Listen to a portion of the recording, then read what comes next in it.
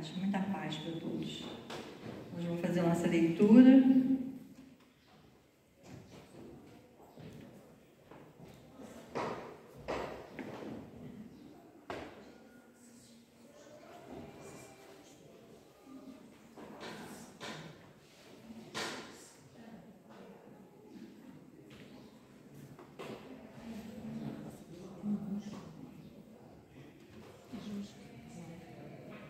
Nós vamos ler uma página do nosso livrinho Sinal Verde, pelo espírito de André Luiz, o Francisco Cândido Xavier.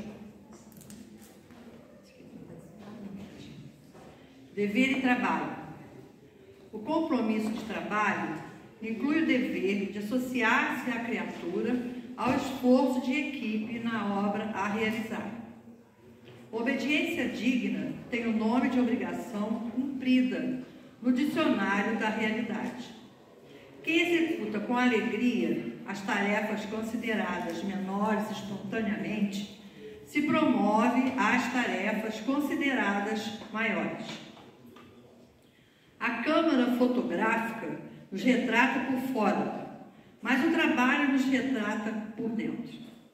Quem escarnece da obra que lhe honorifica a existência, desprestigia a si mesmo. Servir, além do próprio dever, não é bajular, e sim entesourar apoio e experiência, simpatia e cooperação. Na formação e complementação de qualquer trabalho, é preciso compreender para sermos compreendidos.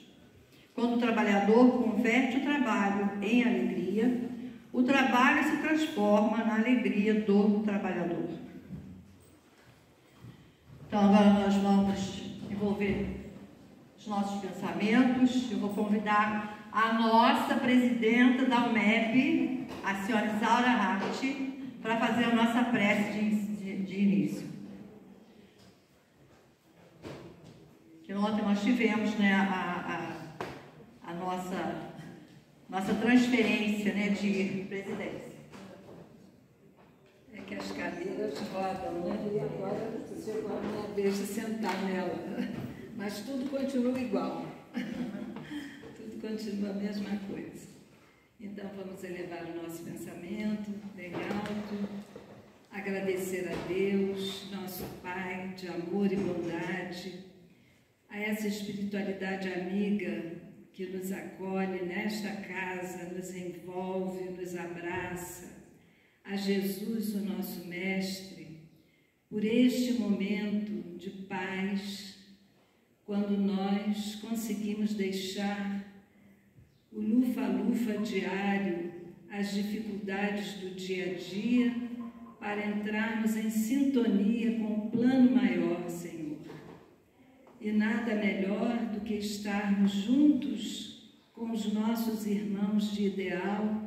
E é aqui, Senhor, que nós estamos neste momento, te agradecendo, pedindo por todos nós que aqui estamos, pedindo por esta casa, por todos os diretores dos departamentos, diretores que fazem parte da diretoria e os dirigentes de departamentos, todos aqueles que se dispõem, Senhor, a colocar uma pedrinha nesse grande edifício que é a nossa UMEP. Obrigada, Senhor, por tantas oportunidades que nos são dadas, que possamos aproveitar ao máximo a palestra da nossa irmã Daniela, que com certeza virá recheada de grandes ensinamentos para todos nós. Que a Tua paz, Senhor, alcance o nosso coração e o nosso lar. Que assim seja, Senhor. Graças a Deus.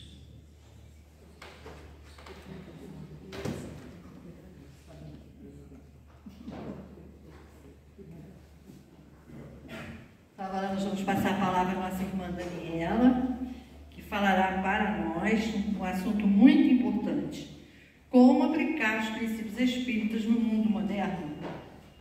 Uma palavra.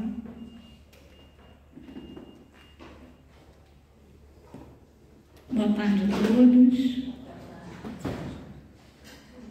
Isaura, como se diz, seja bem-vinda de novo, né? É assim que fala quando a pessoa chega de novo, né? Aquele ponto.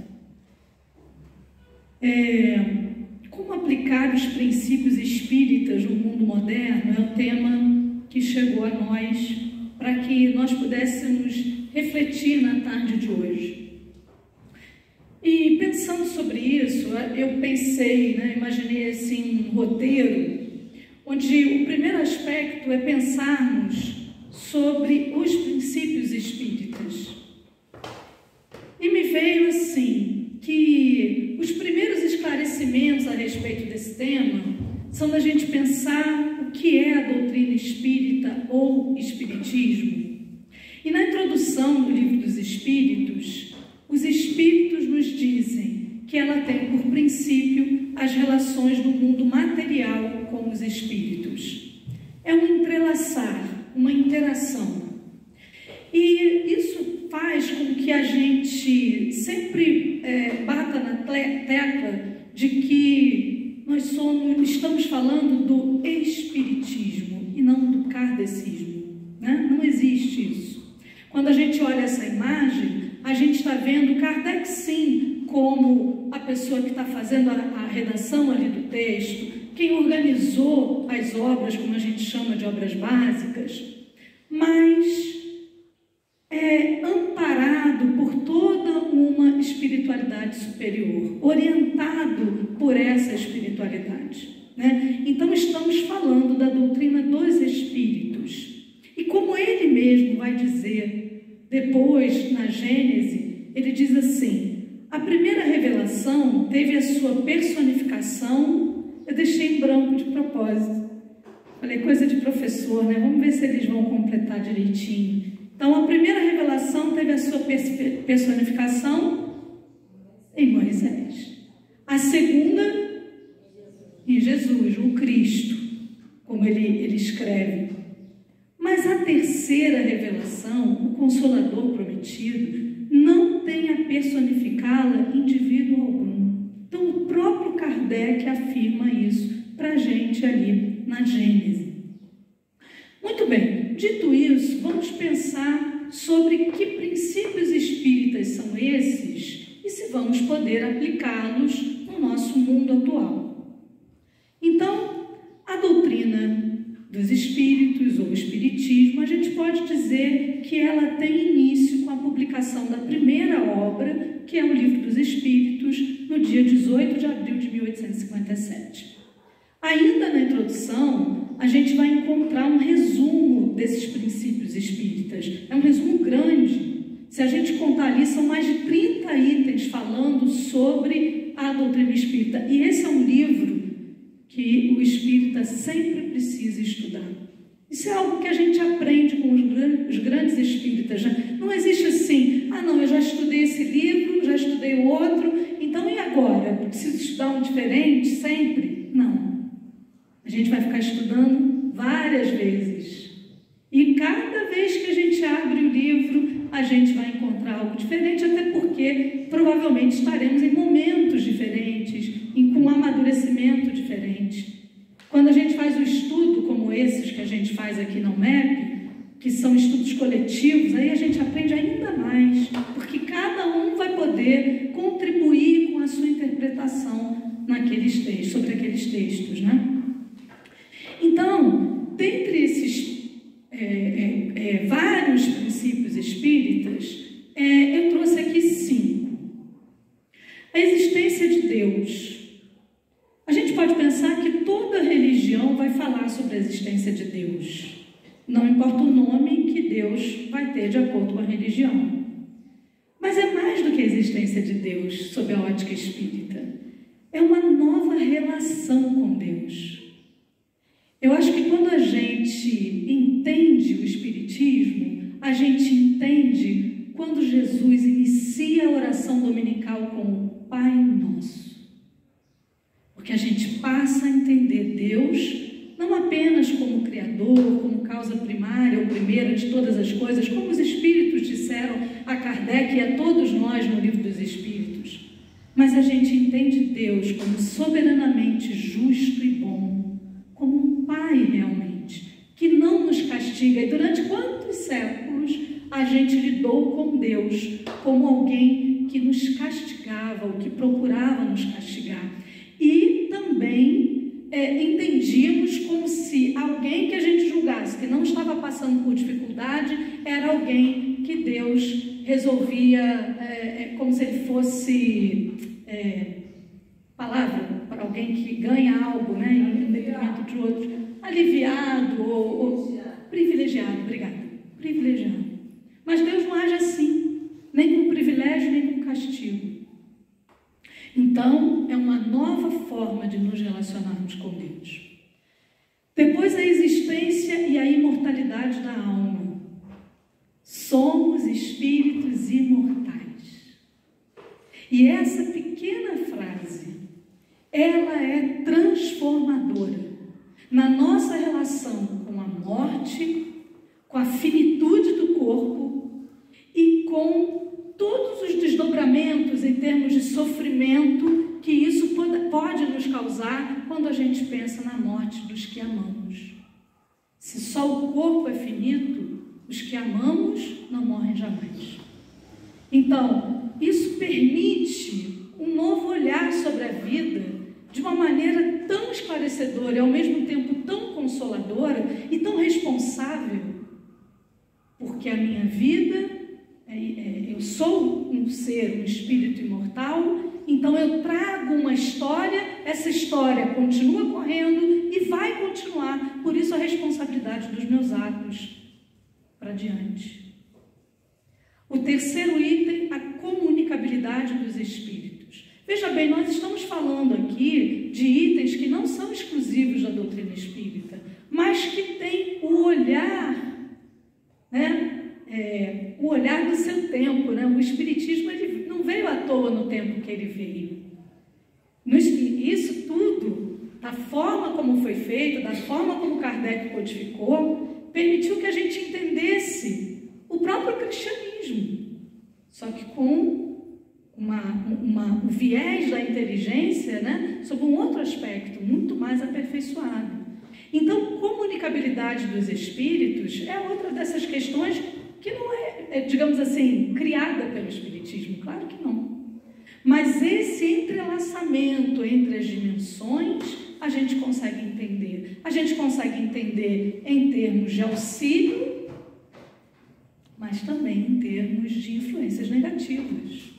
Então, quantas vezes nós sentimos uma boa intuição, uma boa inspiração, mesmo que não seja uma comunicação ostensiva, mas também quantas vezes nós sentimos uma influência negativa, né? Então, essa comunicabilidade. A pluralidade das existências, e quantos de nós não temos esse sentimento quando a gente vai a algum lugar, ou quando a gente conhece alguma pessoa, ou quando um cheiro às vezes. Então, somos imortais e vivemos diferentes existências em diferentes tipos de corpos, em diferentes lugares, né? O espírito não pode ter xenofobia, ser racista, homofóbico, nada disso, porque não faz o menor sentido. A gente não sabe onde a gente já esteve e aonde a gente estará. Isso só por esse aspecto, né? Não estou nem falando aqui dos aspectos morais que estão atrelados a isso. E essas existências, elas vão poder se dar em diferentes globos no universo, né? A pluralidade dos mundos habitados. Bom, dito isso,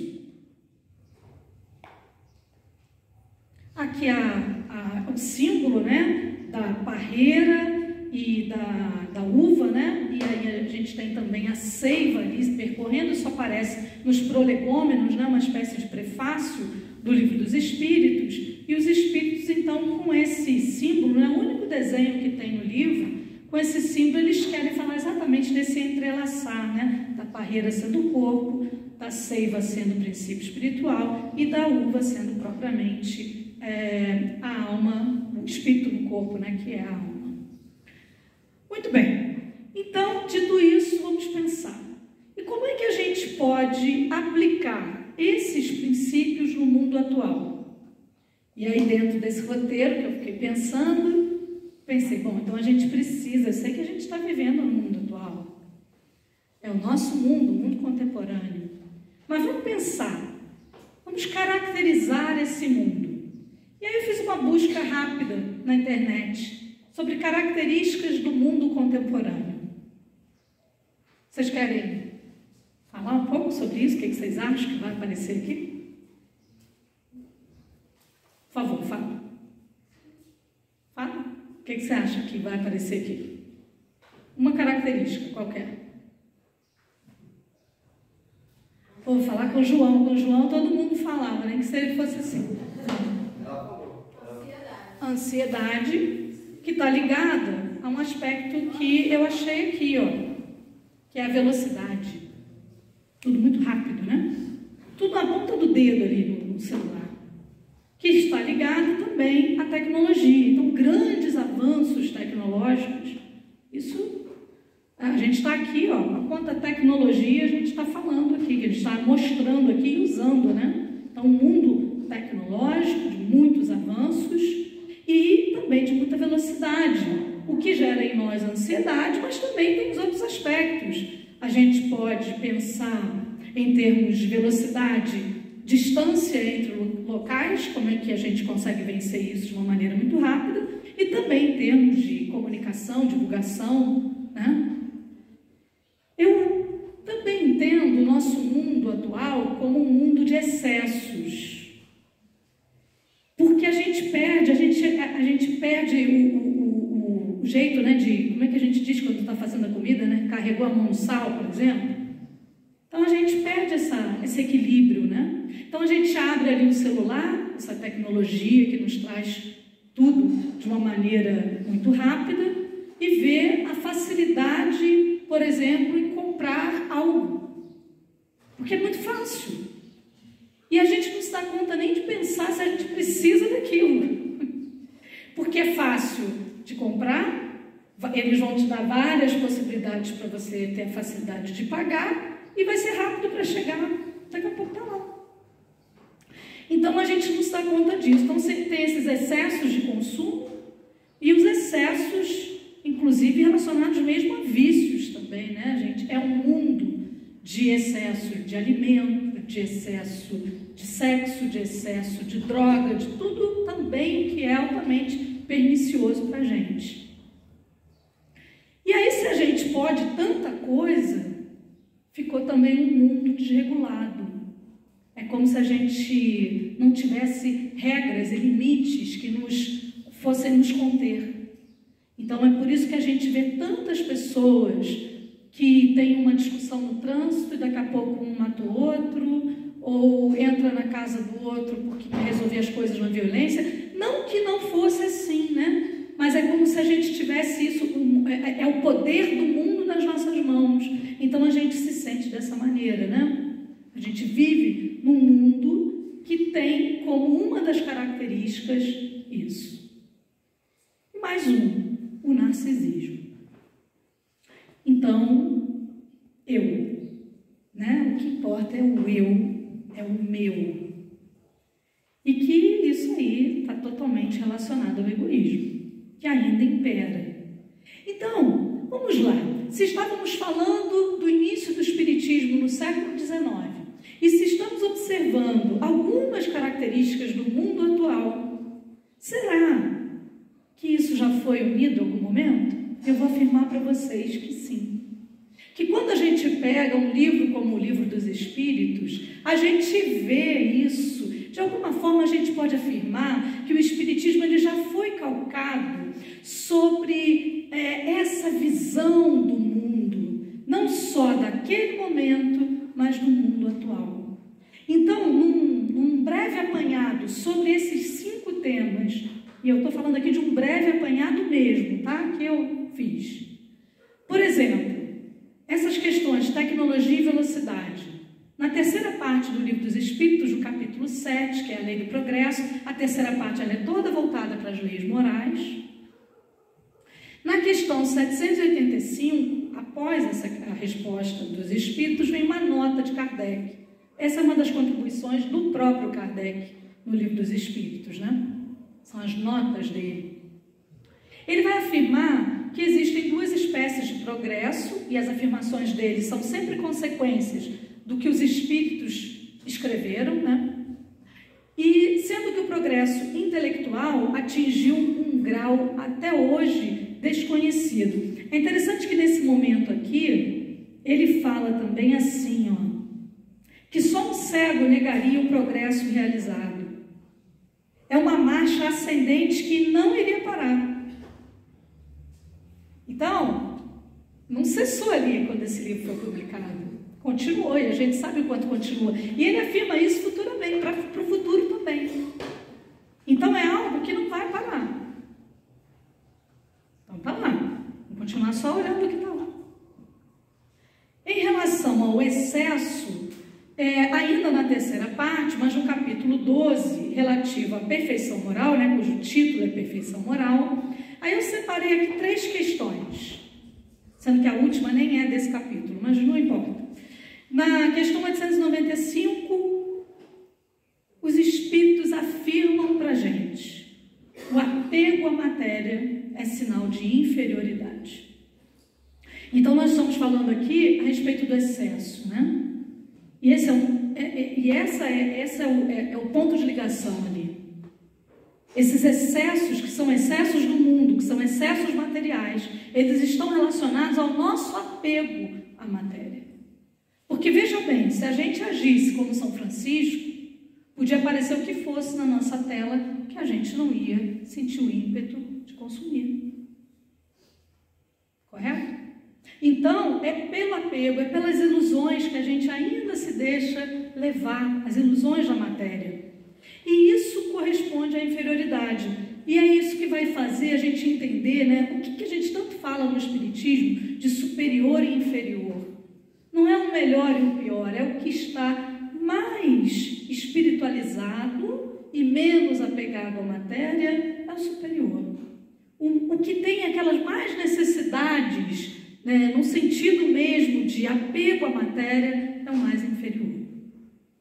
Na questão 896, ele vai falar também da prodigalidade, que é o desperdício. Então, quando nós recebemos coisas para a nossa existência, mas alguém chega e fala assim: você pode me dar 100 reais? Você tem 1 milhão.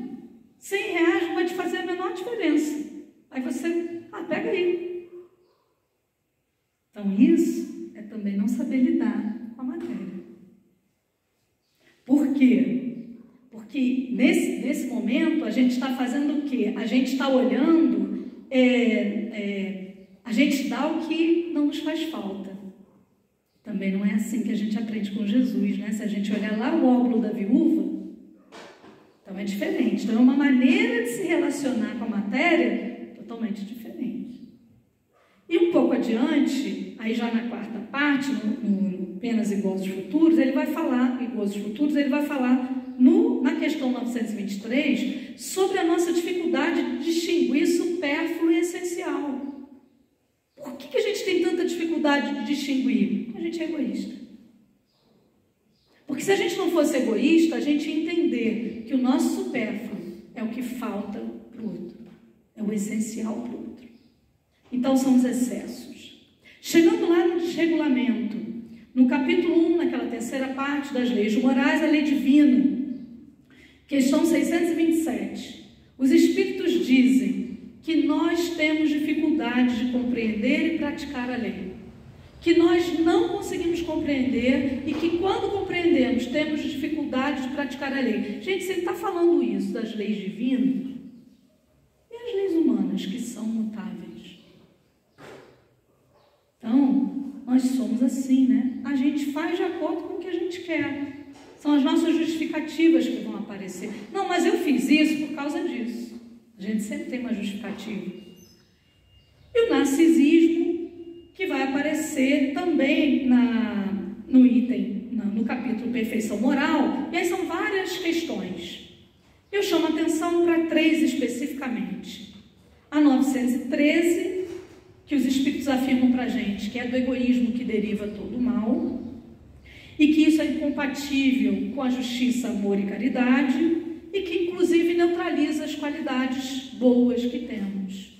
Então, os nossos atos egoístas é como se eles fossem anulando, né? Como essas provas que a gente vê, que não basta você só ter um número de acertos, mas observar essa relação entre erro e acerto. Na questão 914, eu não coloquei ali, mas ele também vai falar sobre a questão que nossas sociedades, elas são alicerçadas assim. Isso está relacionado com o nosso mundo de provas e expiações. Então, como o egoísmo impera, a gente funda as sociedades da maneira que o que a gente privilegia é uma competição, por exemplo, entre os seres e não a solidariedade. Então, vale mais o que alcança aquele topo e não quem está ali na base auxiliando os outros. E na 915, que isso está relacionado à nossa inferioridade. E Kardec, numa nota após a questão 917, ele afirma novamente que o egoísmo é a fonte de todos os vícios, e ele também afirma uma coisa muito interessante que a gente aprende com a doutrina espírita, que é exatamente quando a gente vivencia aquele problema, por exemplo, um contato com seres muito egoístas, e a gente é, de uma certa forma, vítima de tudo isso, é que a gente começa a fazer o movimento oposto. Porque é naquela dor que a gente é sensibilizado a se olhar. Mas espera aí, e eu sou egoísta? Eu estou sentindo a dor pelo egoísmo de alguém. Mas e eu? Eu sou? Aí a gente começa a se olhar, a procurar se autoconhecer. E é nesse momento que a gente começa a fazer o movimento contrário, que é, se transformando, buscar também transformar o mundo. O próximo é o nosso espelho. E aí eu começo a me preocupar, porque se eu sou o outro do outro, então, à medida que eu começo, se eu sou egoísta para o outro também. E se eu começo a me mudar, eu também começo a me mudar no contato com o outro. Então, se eu começo a me melhorar, automaticamente, o outro vai perceber isso em mim. E aí, olha aquela cadeia bonita que a gente pode começar a fazer. Não é a cadeia ainda da perfeição. Não, a gente não é perfeito. Mas é uma cadeia já com outro objetivo. Não é mais o objetivo de nem que eu precise pisar na cabeça de todo mundo para chegar lá naquele lugar, eu vou fazer isso. Não, agora mudou. Então a gente já faz outras escolhas, né? E muitas vezes vai ser exatamente depois que a gente passar pelo sofrimento, né? Então Kardec vai falar sobre isso. E é nesse aspecto que a gente muda. Então a questão vai deixar de ser o narcisismo para a gente pensar na felicidade que, por exemplo, Francisco de Assis procurou nos ensinar, que é dando que se recebe. É a felicidade altruísta, né? Mas eu sou mais feliz quanto mais eu consigo dar ou doar do que receber. Porque até então a gente é criança nesse mundo, por essas várias existências. E nessa nossa infância espiritual, a gente está sempre querendo só que venha. Por isso que a gente é sempre infeliz. Porque a gente sempre vai querer um algo além. Sabe criança, quando te pede aquela primeira balinha, aí você vai dar a primeira, e diz assim, mas por que você não dá balinha e chocolate? E assim vai. E a gente sempre está querendo mais. E assim a gente é sempre insatisfeito e infeliz. Então, a gente vai observar nesses trechos, né, que eu trago aqui do Livro dos Espíritos, que, de uma certa forma, a gente tem as bases para poder viver no mundo de hoje, a partir dos ensinamentos do Espiritismo. E aí a gente pensa assim, mas olha só, se a gente olhar, né, um turbilhão que a gente vive, a gente pode afirmar isso. Todos nós, se a gente parar 5 minutinhos para começar a conversar, a gente vai falar sobre os problemas do mundo, sobre os problemas que a gente está vivendo, e a gente chega à conclusão que a gente está num turbilhão, e tem algumas pessoas que chegam mesmo a dizer que antes era melhor. Antes era melhor. Gente, não era não. Não era. Antes era natural alguém, por exemplo, pegar o outro e levar pelo meio da rua matando, né? Colocar lá preso um cavalo, sair. Por quê? Porque aquela pessoa não valia nada. Ou pegava alguém que dizia assim, isso aqui é médium. Médium nada, não falava nem médium, né? É bruxo, é mago, é feiticeiro. Vamos para a fogueira. Antes isso era natural. Nós não somos mais assim. Crianças que vinham, principalmente de adultério, eram colocadas na roda para que alguém pegasse. Se tinha alguma deficiência, era jogado do abismo. Então, não tenhamos nostalgia. Sem nostalgia. Caminhamos para frente. A marcha do progresso, Kardec afirma ali, né, instruído e inspirado pelos bons espíritos, a marcha do progresso é para frente, é avante. Então, o que a gente vai ter que fazer? A gente vai ter que entender como viver bem, e aí que bom que a gente tem as ferramentas que o Espiritismo nos dá, no mundo atual, sem nostalgia. Kardec afirma na Gênese que o homem já não necessita somente de desenvolver a inteligência, mas de elevar o sentimento. É isso que falta. Então a questão é que a gente passou tanto tempo se preocupando com esses avanços tecnológicos que são importantes e são relevantes, e aí eu citei aqui o nosso caso, né? Eu estou usando um computador, um microfone, um celular para gravar, a gente tem a possibilidade de depois colocar isso na internet para que alguém que esteja doente, esteja em casa, possa ouvir. Então, o som que nós ouvimos aqui, a projeção, os slides, um programa que permite que a gente faça isso. Olha quanta coisa relevante. A gente tem um filho que mora em outro lugar do mundo, a gente faz uma chamada de vídeo. Olha como a saudade ficou apaziguada com tudo isso. Então isso foi importante, é importante, por isso que eu não sou nostálgica. Agora, nós precisamos da segunda asa, né? Como Emmanuel nos diz, como Neio Lúcio nos diz. Então, uma é o conhecimento e a outra é esse progresso moral. Que é o que Kardec diz ali quando ele fala em termos de elevar o sentimento. Na Gênese ainda, para a gente entender o período que a gente está vivendo, no capítulo 18, os tempos são chegados, Kardec nos diz, no item 28, que a época atual é de transição. Aí quando eu digo ele que diz, a gente sabe que é ele, né, inspirado por esses benfeitores espirituais. Os elementos das duas gerações se confundem. Que duas gerações são essas? Aquela do que a gente fala do homem velho, né? Aquela geração que ainda é rebelde com relação aos desígnios de Deus. Não estamos falando de uma geração perfeita e de uma imperfeita. Não. Nós estamos falando de uma geração que freia esse progresso moral, que não quer esse progresso moral, e outra que está afeita a ele. Ele diz que essa geração nova se distingue por inteligência e razão precoces, aliadas ao sentimento inato do bem e às crenças espiritualistas. Por isso que tantas vezes, ontem mesmo, estávamos vendo uma criança cantar aqui, um programa, não sei se ele é americano, se ele é inglês, não importa. E aí, essa criança com uma voz linda, a gente vê ali falando, né, uma música sobre Jesus, e muitas vezes a gente tem essa sensibilidade, você vai falar, nossa, como as crianças de hoje estão vindo de outra maneira.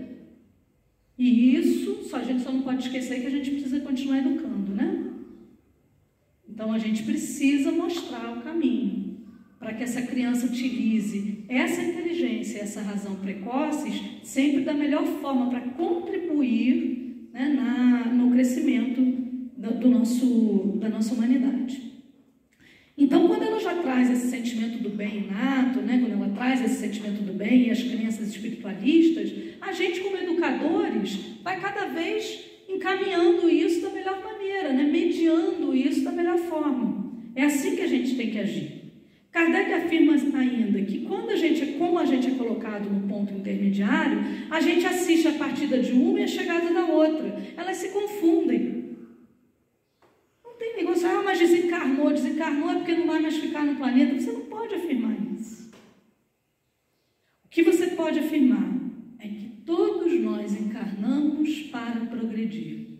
E quando desencarnamos, temos uma visão maior, mais ampla do que deveríamos ter feito e não fizemos.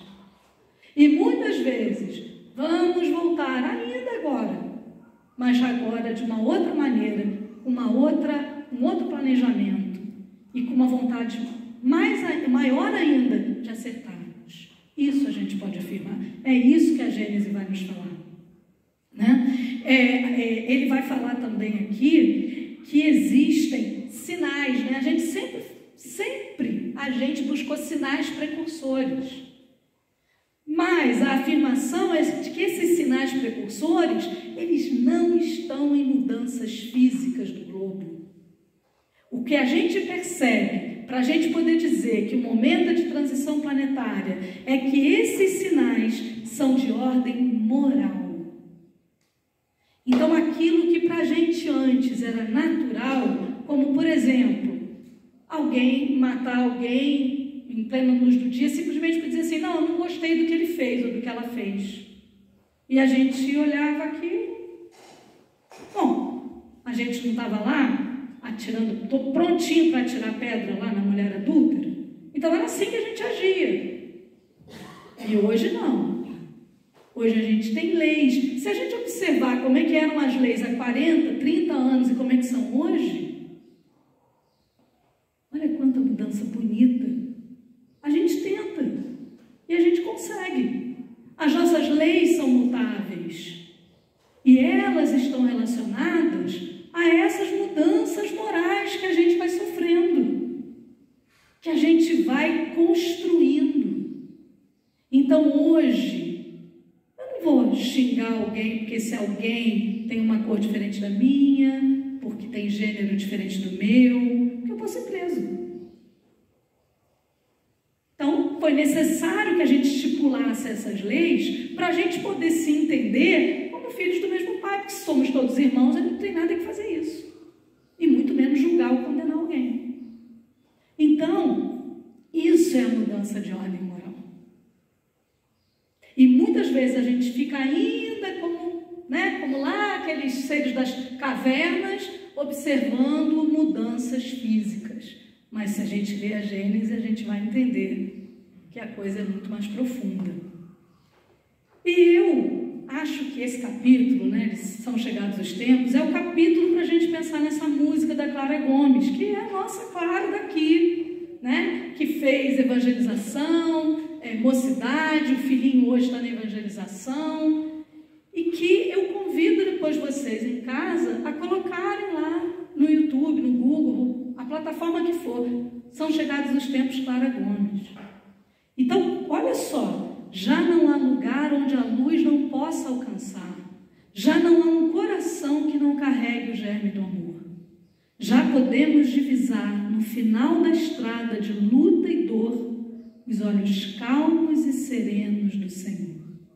E são chegados os tempos, não temos tempo a perder.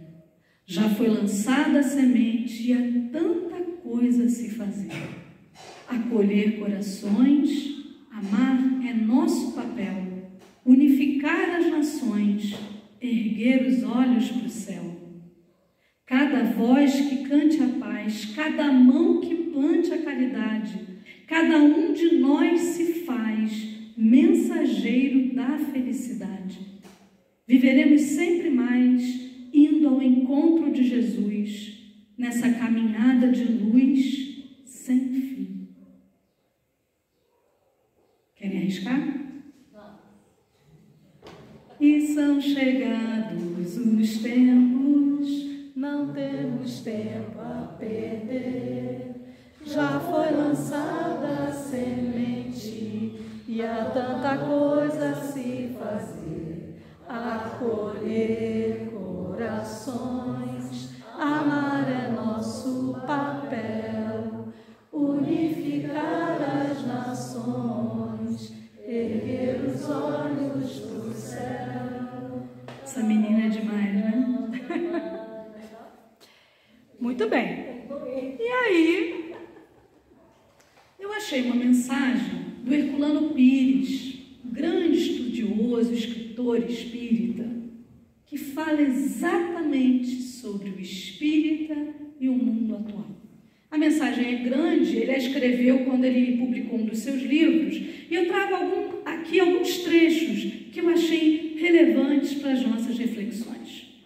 Ele diz assim para a gente: a Terra está passando por um período crítico de crescimento. Nosso mundo pequenino, nosso pequenino mundo, fechado em concepções mesquinhas e acanhados limites, amadurece para o infinito. Suas fronteiras se abrem em todas as direções. Estamos às vésperas de uma nova terra e um novo céu, segundo as expressões do Apocalipse. O Espiritismo veio para ajudar a Terra nessa transição. Ele faleceu em 79, então a gente vê que esse texto, né, é bem mais anterior, por exemplo, que o livro Transição Planetária. Então, olha a afirmação dele. O Espiritismo veio para ajudar a Terra nessa transição. Então, em que sentido? Procuremos, pois, compreender a nossa responsabilidade de espíritas. Estávamos conversando sobre isso agora há pouco. É difícil. Porque se a gente passa, como espírita, a se autoanalisar, faz esse processo de autoconhecimento, o Espiritismo também nos chama à responsabilidade dos nossos atos, porque a gente compreende os desdobramentos das nossas escolhas. Então, é responsabilidade. Mas a mensagem, ela é toda de esperança. Se você olhar bem, ela é toda de esperança, assim como a música que a gente viu agora. Então, não pensemos nisso de uma maneira amargurada, porque não dói, a gente conhece Jesus. A gente tem que ser cada dia mais alegre por isso, por ter escolhido caminhar com Jesus. E o Espiritismo, ele nos dá toda a facilidade para entendermos aquilo que na época de Jesus não conseguimos entender. Então ele diz que essa é a nossa responsabilidade em todos os setores da vida contemporânea. Não somos espíritas por acaso. Nenhum de nós. Não existe acaso.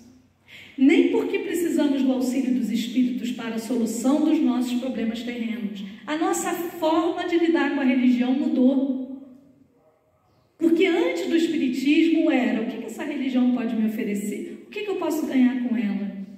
Eu prometo isso para ter aquilo. Agora não é mais assim. Agora é diferente.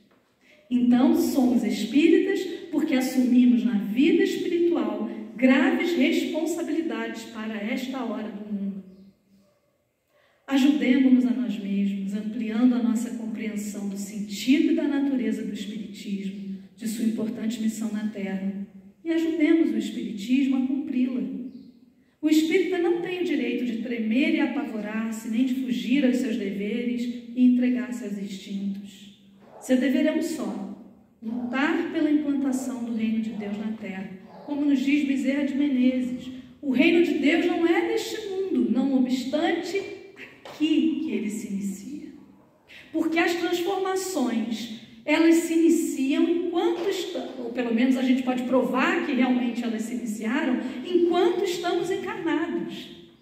Porque é aqui, nas dificuldades na carne, na matéria, que a gente vai poder dizer se realmente a gente aprendeu. Por isso que a gente encarna. Então a gente desencarna, observa o que fez e o que deveria ter feito, volta com essa vontade de querer acertar mais. E se não aproveitarmos, vai ser mais difícil, obstáculos encontraremos caminho. Não é? Então o momento é agora, gente. É sempre, né? Sempre. Agora. O espírita sabe que a morte não existe, que a dor não é uma vingança dos deuses ou um castigo de Deus, mas uma força de equilíbrio, uma lei de educação. Sabe que a vida terrena é apenas um período de provas e expiações, em que o espírito imortal se aprimora com vistas à vida verdadeira que é espiritual. E é muito interessante, né? Que quanto mais espírita, no sentido de que a pessoa consegue compreender cada vez mais tudo isso, ela entende a importância do corpo e da matéria. Ela não vive para o corpo ou para a matéria, mas ela entende que isso é algo que Deus permite que tenhamos para progredir. Parece um paradoxo, mas não é. Os problemas angustiantes do mundo atual não podem perturbá-lo. Pensemos nisso, que às vezes a gente se deixa levar. É tanta coisa negativa ao nosso redor que a gente se deixa levar. Não, os problemas angustiantes do mundo atual não podem nos perturbar. As mudanças incessantes das coisas que nos revelam a estabilidade do mundo já não podem assustar o espírita, que conhece a lei de evolução. Como pode ele inquietar-se ou angustiar-se diante do mundo atual? Que mensagem atual, né? O Espiritismo ensina e demonstra que este mundo em que agora nos encontramos, longe de nos ameaçar com morte e destruição, acena-nos com ressurreição e vida nova. O espírita tenta enfrentar o mundo atual com a confiança que o Espiritismo lhe dá. O espírita não teme, porque conhece o processo da vida em seus múltiplos aspectos e sabe que o mal é um fenômeno relativo que caracteriza os mundos inferiores. E ele termina de uma maneira que eu achei... o texto não termina, né? Mas o trecho que eu peguei para trazer... O mundo atual é o campo de batalha do espírita, mas é também a sua oficina. E se não foi isso que Jesus nos ensinou? Esse é o trabalho que foi lido aqui pela Maria Luísa no início do livro Sinal Verde. Estar com Jesus é ser convocado ao trabalho diuturnamente. E o que é o trabalho? É a vida. É o dia a dia no mundo. É a oficina. Aquela oficina em que o espírita foge a um mundo novo. Dia a dia ele deve bater a bigorna do futuro. Nossa, que expressão, né? A cada dia que passa, um pouco do trabalho estará feito. O espírita é o construtor do seu próprio futuro do mundo. Nada lhe deve perturbar o trabalho na turbulenta, mas promissora oficina do mundo atual. Muito bem. E aí, nós aqui pensamos, como que a gente consegue viver nesse mundo de tantos problemas, de tantas influências negativas, esse mundo ainda de provas e expiações? Como que a gente consegue fazer tudo isso que ele diz? Aí eu gosto muito de pensar naqueles que nos precederam. Como é que eles fizeram? Então eu trouxe aqui alguns exemplos.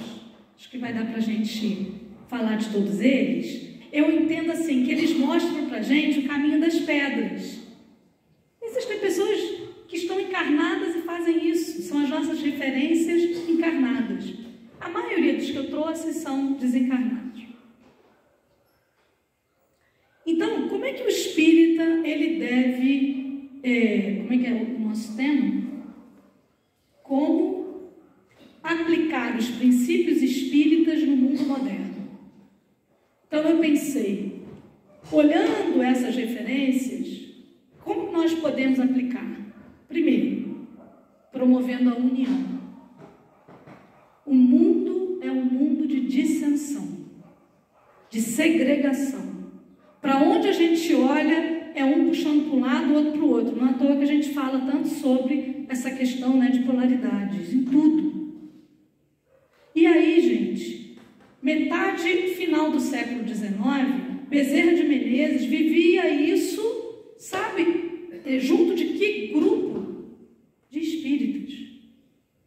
Então, os espíritas, o Rio de Janeiro ainda como império, eles se sentiam divididos em dois grupos. Os místicos, que eram os que promoviam mais a assistência social, e os científicos, que eram os mais preocupados com os estudos.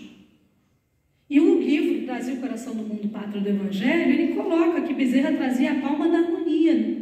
Não foi à toa isso. E o que ele fazia? Isso eu acho que é uma receita de vida para a gente. Ao invés da gente ficar sublinhando aquilo que nos divide, vamos olhar aquilo que nos une. Que a gente possa enxergar no outro aquilo que nos une, porque isso é o mais importante. E olha a frase que ele disse, então, naquele contexto que ele conseguiu resolver. Não à toa ele foi presidente da Federação Espírita Brasileira por 2 vezes. Solidários seremos união, separados uns dos outros seremos pontos de vista. Isso vale para tudo. Deixa eu correr um pouquinho. Outra referência é Ivone do Amaral Pereira, porque ela é uma referência para a gente nesse aspecto, uma nova forma de se lidar com a religião. Não é mais assim aquele pensamento que a gente tem, eu sigo Jesus e o que é que eu ganho com isso? Eu sigo Jesus. O que posso servir a Jesus? Seguir Jesus é servir Jesus. E servir Jesus é colaborar com a humanidade, com a melhora da humanidade. Então, aqui a gente, claro, eu acho que todos eles vão falar de todos os aspectos, mas para a gente, em termos didáticos, trazer um aspecto aqui por indivíduo, né? É a maneira de lidar com a seriedade, a maneira séria de lidar com a mediunidade, a responsabilidade, estudo. Então não é eu me preocupar, eu sinto isso, então eu preciso trabalhar. Eu sinto isso. De que forma eu posso trabalhar bem? Então, da mesma maneira que eu não vou pilotar um avião só porque eu gosto do avião, porque eu tenho facilidade, eu vou estudar e vou me aprimorar, eu vou estudar e vou me aprimorar. Inclusive na mediunidade. E se a gente observar as obras dela, as escritas por ela e as psicografadas, todas vão nos falar a respeito dessa importância, de uma nova maneira de lidarmos com a religião. Chico nos mostrou em exemplo que o cristão não tem regalias no mundo, os privilégios. Não há castigo, mas também não há regalia. Então, em Mateus não vem assim, onde está o teu coração, aí também, onde está o teu tesouro, aí estará o teu coração? Onde estava o coração do Chico? Um trabalho com Cristo, incessante. Se a gente olhar a maneira como, por exemplo, ele passava os natais dele, junto de uma senhora, Lia, e da sua netinha Conceição, depois leiam esses trechos, né, que falam sobre os natais do Chico ali. Sabe onde? Nos lugares mais pobres, isolados, para além de Pedro Leopoldo, naquele casebre, no meio do mato, onde não tinha nada. E a história é linda ali, da gente observar que ele começou a auxiliá-las. Ele ia lá, a gente fala muito do Chico, da mediunidade, mas a gente esquece também do seu trabalho ali, com o outro. Então ele ia lá, ele dava banho, cortava unha, dava passe, ele levava o alimento que muitas vezes ele nem tinha. E passava o Natal lá, e aí conta-se, que no primeiro Natal que ele foi, quando o táxi estava chegando, ele olhou aquela claridade, e aí ele viu Eurípides Barçanufo, aquele apóstolo, de Sacramento, com os trajes, quem já leu o livro Ave Cristo, com os trajes de Rufo, que foi um mártir, um dos primeiros mártires do cristianismo. E aí a gente pensa, o que o mundo nos diria? Que passar o Natal ali seria o quê? Seria perder? Seria uma besteira, seria feio. E olha, é isso que o Chico nos mostra. Então, falando dele, Eurípides Barçanufo, o espírita, no mundo atual, deve procurar onde ser útil. Essa era uma característica de Eurípides Barçanufo, ele não esperava que o procurassem. Todo mundo comenta histórias, vocês devem ter ouvido falar, que ele estava lá no seu colégio, o Colégio Allan Kardec, aí ele saiu, ele se desdobrava, o corpo estava lá, ele parecia que estava dormindo, e ele foi lá e fez um parto de uma moça. Aí daqui a pouco ele voltou, está lá na aula e falou assim: ih, o marido da moça está vindo aí. Vocês não estranhem que ele vai chegar, vocês levantem aí quando ele chegar. Por quê? O marido estava no caminho, vindo a cavalo. Ele já sabia, foi lá. Fez o parto, voltou, muito mais rápido que o cavalo, né, gente? Aí, tá lá na sala, sabia, chegou o marido. Seu Eurípides, o senhor tem que vir que minha esposa está para dar a luz. Aí foi falando, tá em sofrimento, não sei o que. Aí ele, mas eu já fui lá. O marido, não, você não está entendendo. Bom, tá bom, aí ele foi lá, né? Aí quando ele chega lá, a moça, seu Eurípides, não precisava voltar não, já está tudo bem comigo, com a criança, já, né? O parto já tinha acontecido, ele sabia. Procurar onde ser útil, sem esperar que alguém te chame.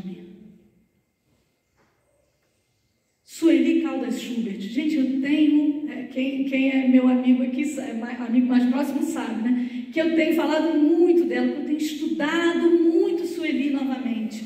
Não só nos livros, mas nas palestras que ela deixou. Quantas palestras ela faleceu, enquanto o Eurípides faleceu no período da gripe espanhola, né, com 38 anos, ela teve uma vida longeva, mas ela faleceu na época da Covid, né, em maio de 2021.